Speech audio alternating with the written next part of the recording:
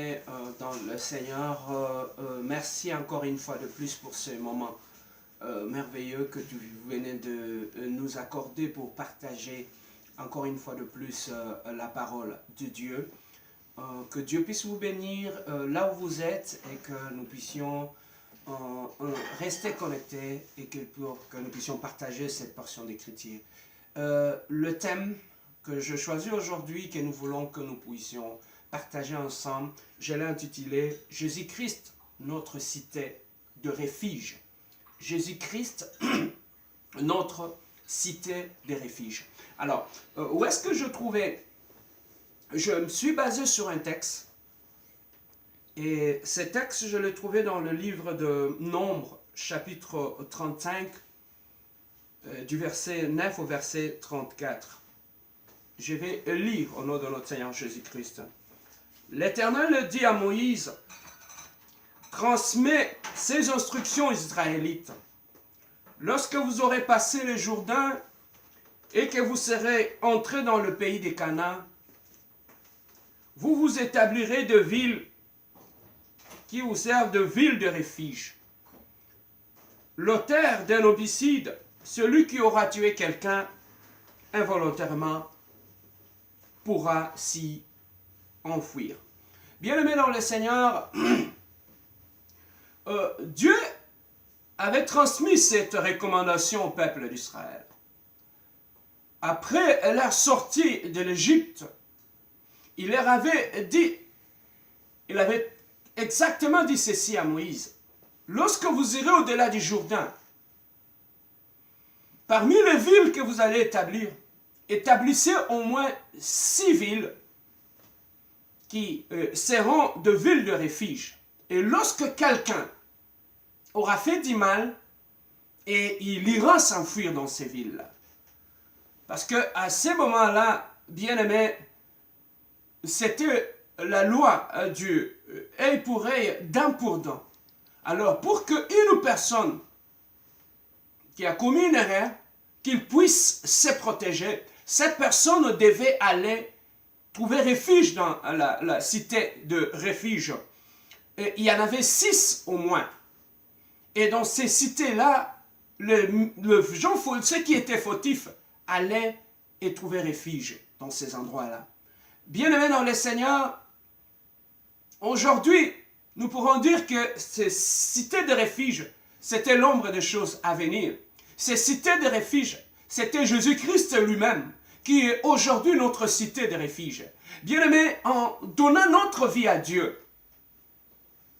en devenant enfant de Dieu, nous avons une certitude, nous avons un avantage que non seulement il nous a sauvés, mais il est pour nous aussi une cité de refuge, une cité vers laquelle nous pouvons trouver notre protection et notre sécurité. Lorsque nous sommes en danger, nous ne pouvons qu'aller vers le Seigneur où nous pouvons trouver, bien-aimés, le refuge.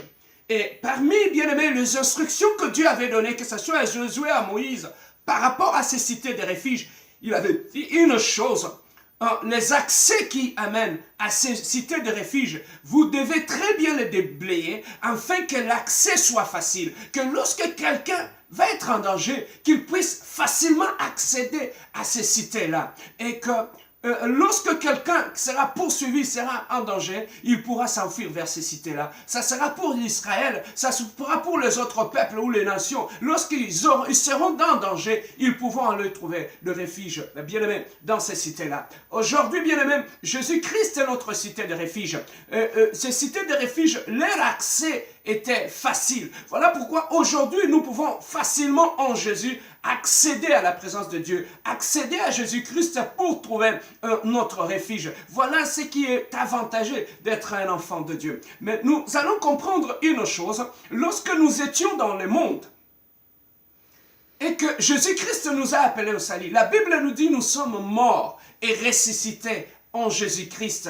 En mourant et en ressuscitant en Jésus-Christ, la Bible dit, nous sommes morts. C'est notre nature charnelle mère. C'est pour que, bien aimés, nous puissions naître en Jésus maintenant. Alors, en naissant en Jésus, qu'est-ce qui se passe dans notre vie? C'est comme la Bible nous dit, ce n'est plus moi qui vis, mais c'est Christ qui vit en moi. Donc, lorsque tu deviens un enfant de Dieu, le moi mère, le toi mère, bien-aimé, c'est Christ qui va commencer petit à petit, jour après jour, à apparaître dans ta vie. Voilà pourquoi la Bible nous dit, ce n'est plus moi qui vit, c'est Christ qui vit en moi. Mais le Christ qui vit en toi, il y a une chose que nous devons savoir. Le Christ qui vit en toi comme chrétien, la Bible nous dit, il est amour. Donc, la première des choses qu'on remarque dans la vie de celui qui marche avec Dieu, ce n'est pas la puissance, ce n'est pas l'onction, ce n'est pas faire tomber les gens. Bien aimé, la première des choses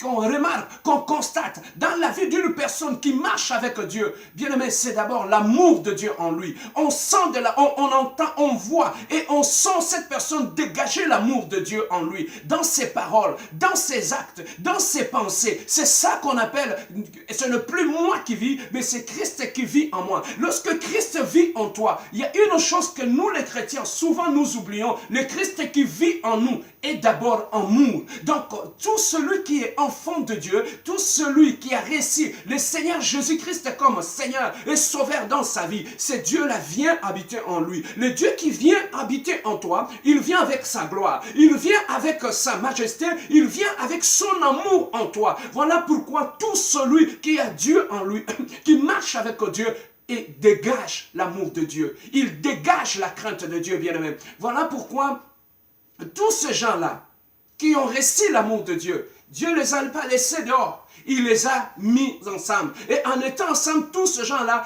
ils vont former ce que nous appelons une église, ce que nous appelons une communauté chrétienne. Et ces gens-là vont rester ensemble. Les gens qui viennent de différents horizons, les gens qui viennent de différentes éducations, de différents milieux. Et qu'est-ce qui les unit? C'est l'amour de Dieu qui est le lien par excellence qui nous unit. Pourquoi, bien-aimés?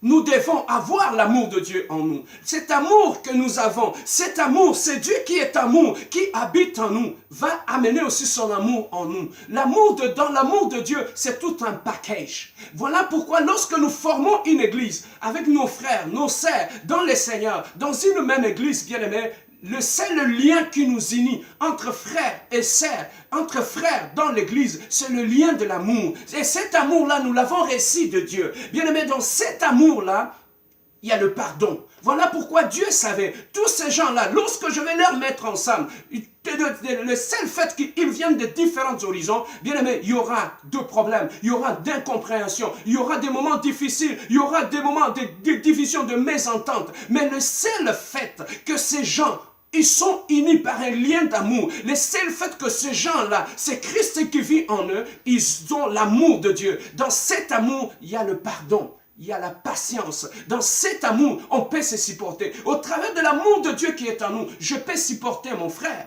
Au travers de l'amour de Dieu qui est en moi, je peux pardonner mon frère. Au travers de l'amour de Dieu qui est en moi, je peux soutenir mon frère qui est à l'église. Voilà pourquoi dans cette ambiance-là, nous formons aussi une cité de refuge, étant l'église aussi. Bien-aimé, pourquoi dans l'église, on peut trouver l'amour de Dieu. Dans l'église, on peut trouver le pardon de Dieu. Dans l'église, on peut trouver la restauration même de Dieu. Voilà l'église telle que Dieu veut le voir, bien-aimé. Parce que le monde, ceux qui sont dans le monde, ils ne connaissent pas le vrai amour. Le vrai amour, c'est dans l'église qu'ils doivent le connaître, bien-aimé. Mais curieusement, aujourd'hui, bien-aimé, lorsque une église ne marche pas ou ne fonctionne pas selon la pensée même de Dieu, selon la vision de Dieu, dans cette église, on ne trouve pas l'amour. Dans cette église, on ne trouve pas le pardon. Dans cet amour, les gens vont se diviser. Dans cette église, les gens vont se faire du mal. Pourquoi? Parce qu'en eux,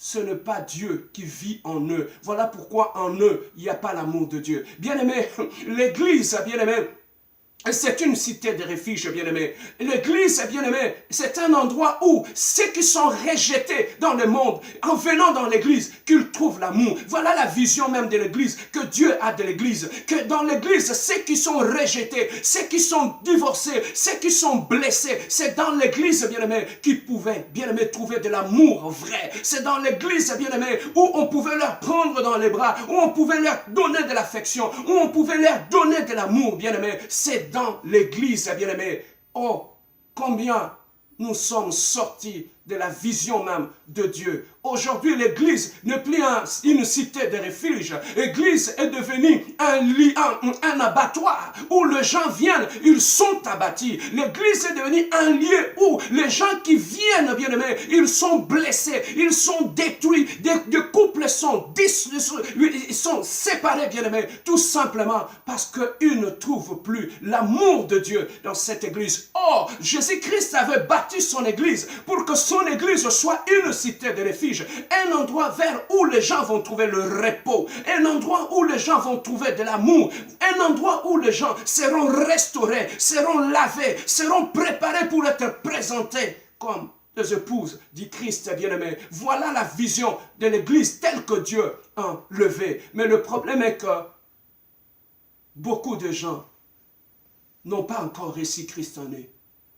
Les seuls faits qu'ils n'ont pas reçu Christ en eux, ils n'ont pas l'amour de Dieu en eux. Voilà pourquoi il leur est difficile de pardonner un frère dans le Seigneur. Il leur est difficile de soutenir une personne qui est abattue, de soutenir une personne qui est nue. Il est difficile, bien-aimé. Voilà pourquoi, bien-aimé, nous devons revenir à la vision de l'Église telle que Dieu le veut. Une cité de refuge, un endroit où les gens, bien-aimés, ne viendront pas pour être détruits, un endroit où les gens ne viendront plus, bien-aimés, pour que leur réputation soit détruite, un endroit où les gens ne viendront pas pour que leur vie soit exposée. Voilà pourquoi, bien-aimés, selon la pensée de Dieu, il n'y a aucun autre endroit sur cette terre des hommes qui peut offrir la paix, le repos, la restauration.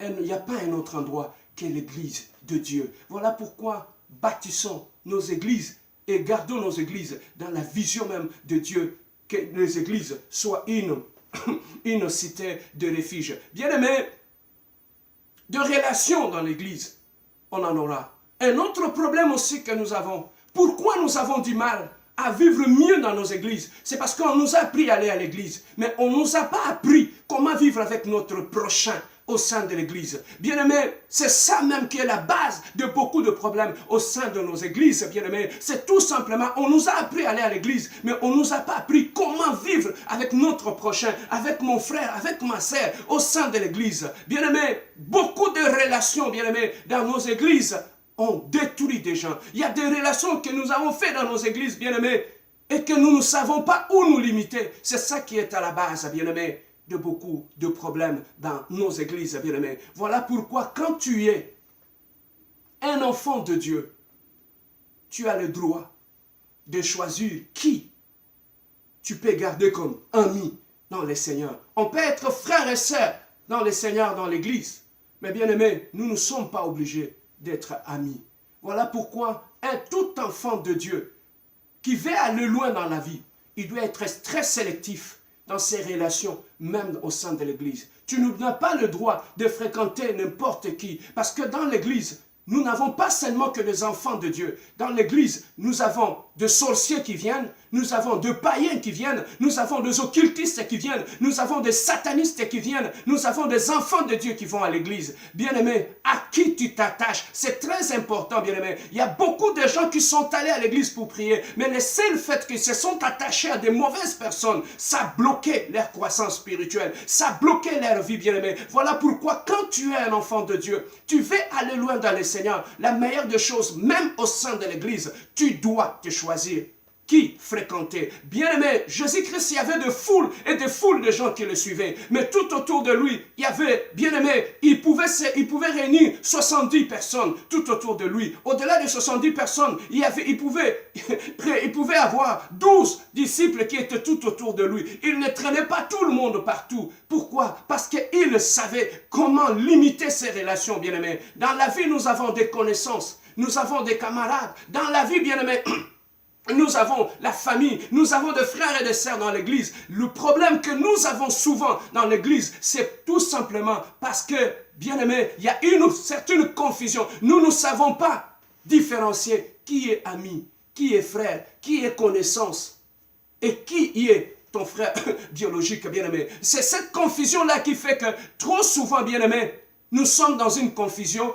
Et qu'est-ce qui arrive par après? On attend tout de tout le monde. Et souvent, lorsqu'on entre dans l'église, on est déçu. Pourquoi? Parce qu'on attend tout de tout le monde. Non, tu ne peux pas attendre tout de tout le monde, bien-aimé, dans les Seigneurs. Voilà pourquoi un enfant de Dieu, même lorsque tu entres au sein de l'église, tu dois savoir qui fréquenter. Tout autour de toi, tu dois t'entourer de gens qui peuvent te propulser, t'aider à aller loin. Tu dois t'entourer en allant dans l'église. Tu dois t'entourer de gens qui peuvent t'aider dans ta foi, t'aider dans ta croissance. Tu dois, à l'église, trouver, bien-aimé, de gens qui peuvent t'aider à augmenter la crainte de Dieu dans ta vie. Tu dois, bien-aimé, trouver des gens qui vont t'aider à aimer encore la parole, à aimer servir Dieu, qui vont t'aider à aller plus loin. Regardez, bien-aimé, les seuls faits que nous avions commis des erreurs en nous attachant à n'importe qui au nom de Dieu, c'est ça qui a fait qu'aujourd'hui, regarde le niveau de la crainte de Dieu que tu as. Tu ne crains plus Dieu de la même façon. Aujourd'hui, tu es allé à l'église pour prier, pour être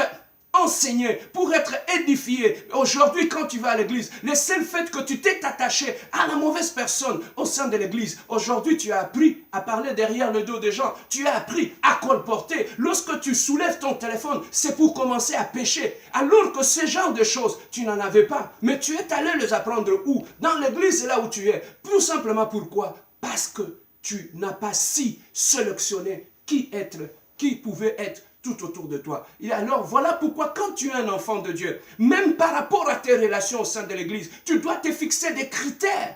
Qui peut t'approcher? Qui veut t'approcher? Pourquoi tu veux approcher telle personne? Même Jésus-Christ, tout autour de lui, il n'avait pas de voiriens, il n'avait pas de gens qui ne lui étaient pas utiles. Tout ce qui était tout autour de lui, les 12 apôtres, ils lui étaient utiles. Même Judas Iscariote, il lui était utile. Mais pourquoi toi, tu veux t'entourer de gens, de foi, qui ne te sont pas utiles, qui deviendront à la longue un problème? Et c'est ça le problème souvent. Bien-aimé, on choisit très mal les gens à qui on s'attache à l'église. Et quand on est déçu dans ces relations-là, on ramène ça, on accorde la faute. Cette église-là, c'est une mauvaise église. Cette église-là, ce n'est pas une bonne église. Je suis découragé, je vais rester à la maison. Mais tu vas rester à la maison. Le problème, ce n'est pas l'église. Le problème, c'est parce que tu n'as pas su choisir la bonne personne à laisser à tes côtés. Tu n'as pas su choisir qui fréquenter, qui approcher au sein de l'église. Voilà pourquoi tu es déçu dans tes relations. Voilà pourquoi, bien-aimé, dans le Seigneur, même au sein de l'église, quand nous allons à l'église, bien-aimé, nous devons apprendre à choisir, à savoir qui. Il y a une chose que la Bible nous dit. La Bible nous dit ceci: confiez-vous à l'Éternel, vous serez affermis. Confiez-vous à mes saints serviteurs, vous réussirez. La seule personne à qui Dieu nous demande de nous confier, c'est d'abord pour être affermi, c'est d'abord Dieu. Mais pour réussir, ce sont ces serviteurs de Dieu. En aucun cas, Dieu nous a dit d'ouvrir notre vie privée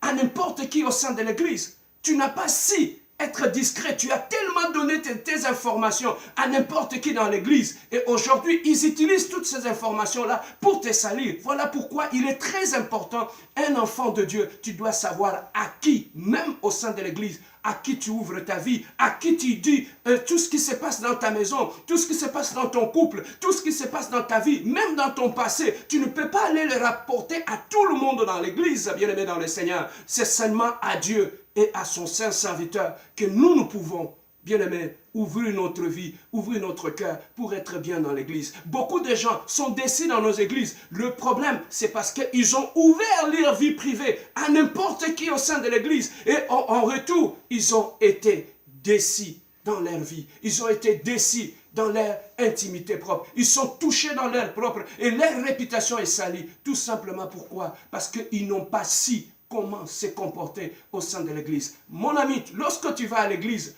tu vas d'abord pour être édifié. Lorsque tu vas à l'église, bien-aimé, tu dois savoir pourquoi tu vas à l'église. Concentre-toi sur le but pour lequel tu vas à l'église. Concentre-toi, mon ami, par rapport à c'est à quoi tu es allé à l'église, bien-aimé. C'est souvent, bien-aimé, lorsque nous ne savons pas pourquoi nous allons à l'église. C'est là que les erreurs commencent, bien-aimé. Donc, la première des choses, lorsque tu vas, commencer d'abord à savoir le but pour lequel tu vas à l'église. C'est à partir de là que tu sauras comment te comporter au sein de l'église. À l'église, il y a des enfants, il y a des aînés, tu leur dois du respect. À l'église, lorsque tu dois, on peut être frère et sœur dans le Seigneur, mais n'oublie pas une chose, mon ami, on peut être frère et sœur dans le Seigneur, n'oublie pas ces principes. Lorsque un frère ou une sœur ne t'a pas ouvert une porte de sa vie, tu ne peux pas forcer cette porte-là pour entrer et aller chercher ces informations à l'intérieur. Tu dois savoir placer des limites dans tes relations. Où est-ce que tu peux te limiter? Qu'est-ce que tu peux dire? Qu'est-ce que tu ne peux pas dire? Qu'est-ce que tu peux aller chercher dans la vie de mon frère? Qu'est-ce que je peux ou ne pas dire? Voilà pourquoi, bien-aimé, c'est à partir de ces choses-là, lorsque les limites ne sont pas respectées, le protocole ne sont pas respectés, le murmure naisse. Les divisions naissent dans l'église, le problème naissent dans l'église. Et là où il y a des problèmes de murmure, l'amour devient rare et la gloire de Dieu se retire de l'église. Et l'église devient un lieu de colportage, de division, où les gens sont blessés, où les gens ont des problèmes. Voilà pourquoi, bien-aimé, lorsque tu vas à l'église, concentre-toi. Tu vas pour être édifié. Tu vas pour trouver ta délivrance. Tu vas pour ton problème. Au sein de l'église, bien-aimé, tu dois savoir, pour grandir dans la foi, savoir le but pour lequel tu vas au sein de l'église. Voilà, bien-aimé, le plus important, même dans le Seigneur, ce n'est pas un péché. Choisir même parmi ceux qui sont dans ton église, qui fréquenter, qui approcher. C'est très, très important, bien-aimé, dans ta vie. Et c'est ça qui va t'aider à aller plus loin. Choisissez des gens qui craignent Dieu, qui vont t'apprendre à craindre Dieu. Choisis des gens qui aiment la parole de Dieu, qui vont te stimuler, te booster à aimer la parole de Dieu, au lieu de tomber dans la distraction, au lieu de tomber, bien-aimé, dans des choses qui ne te rapporteront rien. Voilà pourquoi un enfant de Dieu, un seul secret. Tu veux aller loin dans le Seigneur, ne t'attache pas à n'importe qui. Bien-aimé, tu peux garder une personne en distance. Ça ne veut pas dire que c'est ton ennemi. Ce n'est pas ton ennemi, sauf qu'il n'est pas dans le cercle de tes amis. Voilà pourquoi il est très important, bien-aimé, lorsqu'on marche, on veut aller loin avec Dieu, qu'on choisit d'abord qui fréquenter dans le Seigneur. Et en allant à l'église, comme nous avons dit, celui qui est dans le monde, il a besoin de l'amour qui est en toi. De l'amour que Dieu a placé en toi. Avec cet amour-là, tu sauras, bien-aimé, et soutenir ceux qui sont perdus dans le monde. Il y a beaucoup de gens qui sont dans le monde, bien-aimé, qui cherchent de l'amour, qui cherchent de l'affection, qui cherchent de la considération. Ils ne peuvent pas aller les chercher dans le monde. Ils ne peuvent venir que les chercher dans l'église. Lorsque dans l'église, il y a toi, il y a moi. Lorsque Jésus-Christ habite en nous, nous aurons suffisamment de l'amour à donner à ces gens-là qui sont perdus, bien-aimés, qui sont bouleversés. Voilà pourquoi Dieu nous a sauvés, pour que nous puissions sauver d'autres personnes. Dieu nous a aimés pour que nous puissions aimer d'autres personnes. Voilà la chose la plus importante en étant un enfant de Dieu, en étant une église. Donnons de l'amour, donnons de l'affection aux autres, afin que nos églises soient réellement des cités de refuge vers un endroit où les gens viendront trouver de l'amour, trouver la paix, trouver la sécurité dans nos vies. C'est une valeur qui est quand même très importante quand tu es un enfant de Dieu et que tu es en train d'évoluer dans les choses de Dieu. Alors, qu'est-ce qui peut, en étant un enfant de Dieu pour sortir, qu'est-ce qui peut nous faire sortir de la cité de refuge, qui est notre Seigneur Jésus-Christ? Il est notre cité de refuge. Nous sommes enfants de Dieu. Pour terminer, la chose qui peut nous faire sortir de Jésus-Christ qui est notre cité de refuge, c'est la désobéissance à Dieu.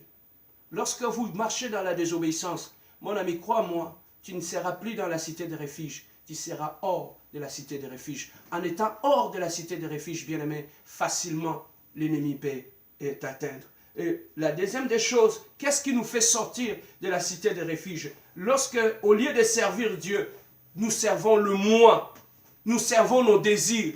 Tu ne peux pas continuer à servir tes propres désirs et continuer à demeurer dans la cité de refuge qui est Jésus-Christ. Et qu'est-ce qui peut nous sortir encore de la cité de refuge? C'est lorsque nous adorons nos désirs. Alors que la Bible dit, fais de l'Éternel tes délices et il te donnera ce que ton cœur désire. Mais lorsque tu adores tes désirs, il te sera très difficile, bien-aimé, de continuer à être utile, à aimer Dieu. Et la troisième des choses éternelles qui non seulement pousse nos frères aussi, on peut poser des actes que nous-mêmes, des actes qui peuvent nous faire sortir de la cité de refuge. Mais on peut aussi pousser notre prochain qui est à l'église de sortir de la cité de refuge. Par exemple, en parlant derrière le dos de quelqu'un, en détruisant la réputation de ton frère, de ta sœur à l'église. Tu peux pousser, blesser un frère ou une sœur et le pousser hors de l'église, bien-aimé. Et en faisant la honte, en détruisant nos frères et nos sœurs à l'église, on peut les sortir hors de la cité de refuge. En colportant le mensonge sur ton frère, sur ta sœur au sein de l'église, tu peux le pousser aussi à sortir de la cité de refuge de Dieu. Voilà la chose la plus importante. Que Dieu vous bénisse pour ce thème et que Dieu soit loué. Merci pour toutes choses et bonne journée.